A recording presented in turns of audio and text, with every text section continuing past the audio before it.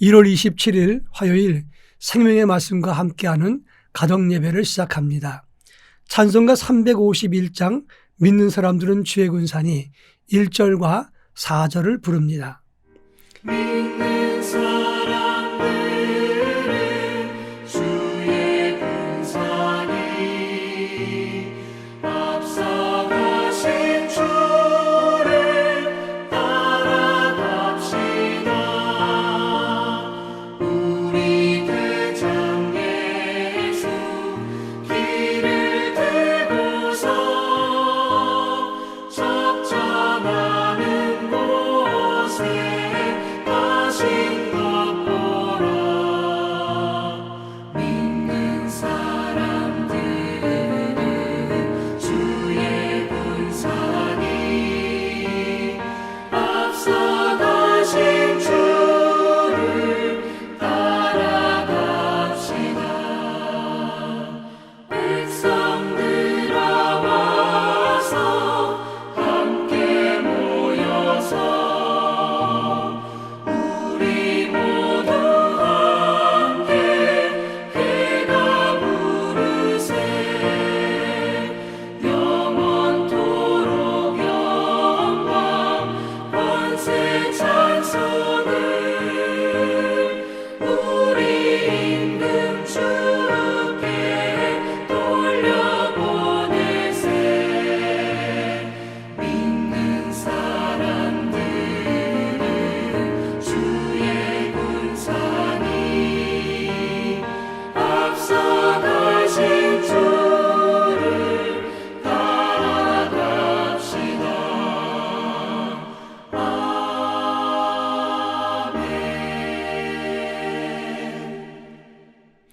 이 시간 우리에게 주시는 하나님 말씀은 구약성경 사사기 7장 19절로 23절 말씀을 봉독합니다. 제가 하나님 말씀을 읽겠습니다.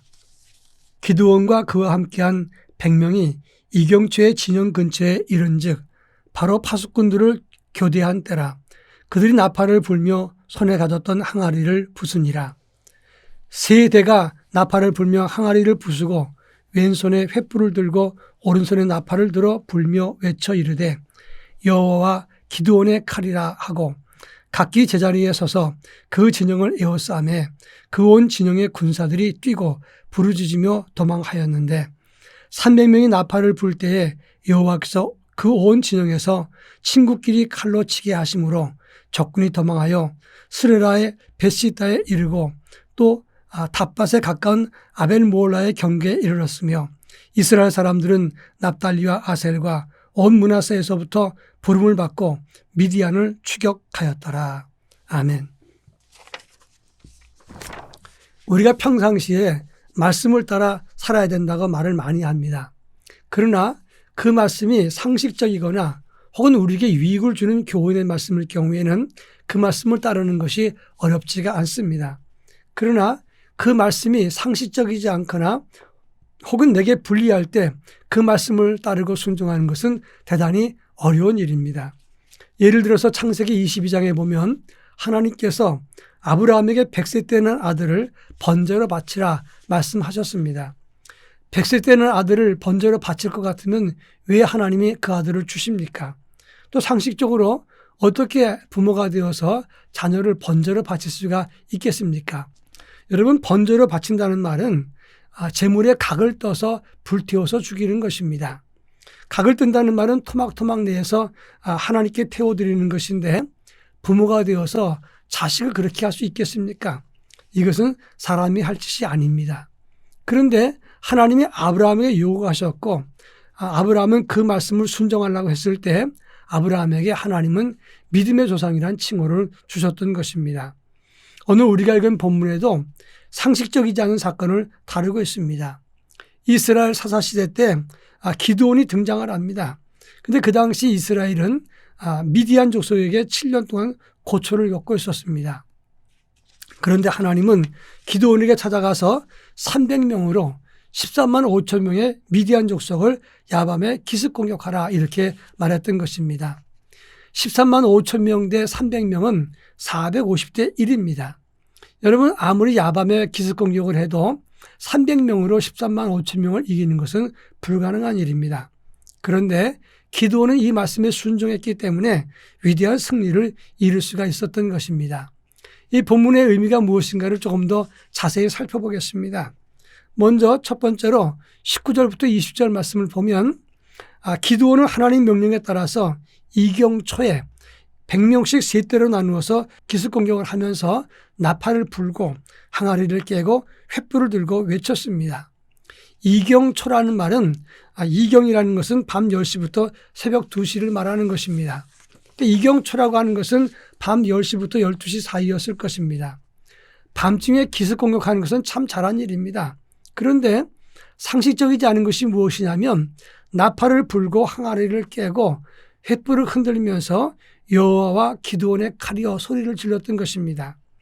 여러분, 상식적으로 야밤에 적을 기습했을 때는 자기 몸을 숨기고 공격하는 것이 가장 적합한 일입니다. 그런데 정반대로 여러분 횃불을 켜고 그다음에 항아리를 깨고 나팔을 불면서 소리 지르면서 나 잡아봐라 하는 것도 아니고 그렇게 소리를 지르게 되면 그것은 전쟁에서 분명히 지고 마는 것입니다. 그런데 이렇게 상식적이지 않은 그 말씀에 기드온이 순종했을 때 450대 1의 대승을 이루게 되었다는 것입니다. 예상치 못한 허를 찔리고 하나님이 그들을 두렵게 하시니 그들은 공포에 떨면서 자기들끼리 죽이고 괴멸되었던 것입니다. 그런가 하면 두 번째 22절부터 23절에서는 미디안 군인들이 서로 싸우다가 이제 서로 죽이고 두려움에 도망을 가게 되었습니다. 그때 그들은 스레라의 베시다에 이르고 아벨무올라의 경계에 이르렀다 그랬습니다. 이 지역은 이스라엘 골짜기에 여리고 가까운 요단강 나루턱으로 가는 길목입니다. 이곳은 내리막길입니다. 그러니까 이 미디안 사람들은 쉬운 길로 내리막길로 도망을 갔습니다. 그런데 23절에 이스라엘 사람들은 납달리와 아셀과 므낫세에게로부터 부름을 받고 그랬습니다. 이들은 므낫세에게서 부름받았다는 말은 이들 지파의 지경에서부터라는 뜻인데 이 지역은 가나안 남부 지역입니다. 기드온이 에브라임 지파에게 기별해서 나루턱을 지키고 그들의 태강로를 차단해달라 이렇게 사전에 미리 얘기했던 것입니다. 그래서 미디안을 막았고 그들을 다 그 자리에서 처단했던 것입니다. 여기에 중요한 교훈이 있습니다. 하나님의 기적은 첫째로 철저한 순종이 있어야 나타난다는 것이고 두 번째로는 내가 할 수 없는 것은 다른 사람의 협력을 통해서 큰 일을 할 수 있다는 것이고 세 번째로는 그들도 협력하는 사람도 450대 1의 싸움에 의심하지 않았을 때 자기의 자리를 지켰을 때 공동 승리자가 되었다 하는 것입니다. 여러분, 하나님과 동행하는 길은 늘 상식적이지만은 않습니다. 상식이든 비상식이든 그것이 하나님의 뜻과 명령이라면 그것에 순종하고 따를 때 위대한 역사가 나타나는 것이고 큰 승리를 할 수가 있게 되는 것입니다. 우리 인생이 매번 다 이길 수는 없습니다. 그러나 믿음만큼 우리가 승리하는 믿음을 가져야 되지 않겠냐 하는 것입니다. 우리 모두 상식적이지 않더라도 주의 명령에 순종해서 하나님의 의를 이루고 승리의 믿음을 가지는 하나님의 군사가 될 수 있기를 바랍니다. 기도합니다. 사랑 많으신 하나님 아버지 감사합니다. 기드온이 300용사로 13만 5천 명의 미디안 군을 격파했던 것을 기억합니다. 믿음의 순종과 협력으로 위대한 역사를 이루었는데 우리 또한 믿음의 순종으로 위대한 역사를 이루게 하시고 협력으로 하나님의 거룩한 영광을 드러내게 하옵소서. 예수님의 이름으로 기도합니다. 아멘.